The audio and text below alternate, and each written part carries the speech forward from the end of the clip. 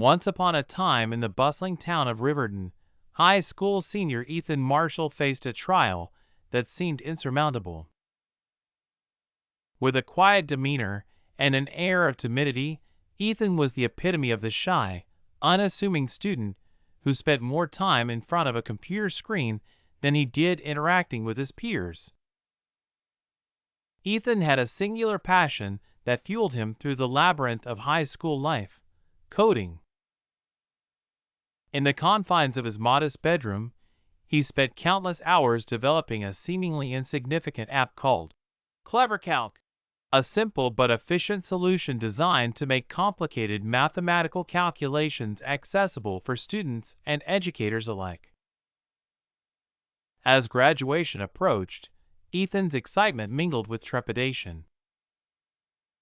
He had applied to numerous prestigious universities, each application sent off with the hopes of acceptance into a world that he believed would be the ticket to his future.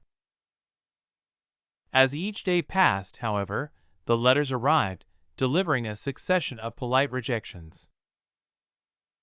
His dreams of attending MIT, Stanford, and Caltech crumbled, leaving him questioning his worth and the point of his tireless coding efforts.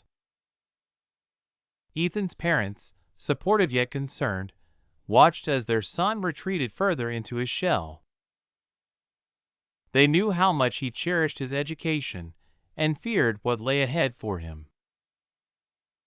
Unknown to Ethan, however, his solution to feeling powerless against rejection was brewing under the radar. Meanwhile, across the country in the innovation hub of Silicon Valley, a sharp-eyed technology investment firm caught wind of CleverCalc. The app had organically gained traction in educational circles, quietly climbing the App Store charts. Aware of its potential, the firm's executives made a discreet yet bold move. They acquired it for a staggering $1.8 million. The transaction was contracted through a series of emails, which were half-heartedly monitored by Ethan, lacking the spirit to dive into their contents.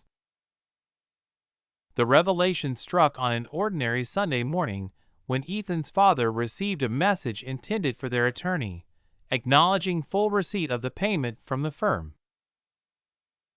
As his father called Ethan into their living room, a mix of confusion and thrill painted their faces. "Son," his father began, trying to mask the overwhelming pride threatening to spill from his voice, "we need to talk about your app." Slowly, Ethan pieced together the events that led to this miraculous windfall. His weeks of despondency turned into astonishment, a cocktail of disbelief and excitement taking over. Could it be true? Had his little project in the corner of their house garnered such attention and value? In this moment of realization, Ethan discovered something profound: that success doesn't always align with the paths we initially envision. His app, nurtured quietly through adversity, defied expectation, offering him opportunities far beyond the confines of conventional academia. Ethan went from being a rejected college applicant to a celebrated, albeit slightly bewildered, Silicon Valley innovator. Rather than consuming himself with what had been lost, he now looked ahead to what could be built from newfound beginnings. The investment firm invited him to join a mentorship program, allowing Ethan a privileged insight into the universe of high-tech startups. As weeks turned into months, Ethan embraced his role, his confidence growing with each new challenge. The world no longer felt quite so intimidating, and his timid smile hinted at dreams waiting to be realized. In a twist of irony, it was Ethan's perceived failure that fueled his unanticipated triumph.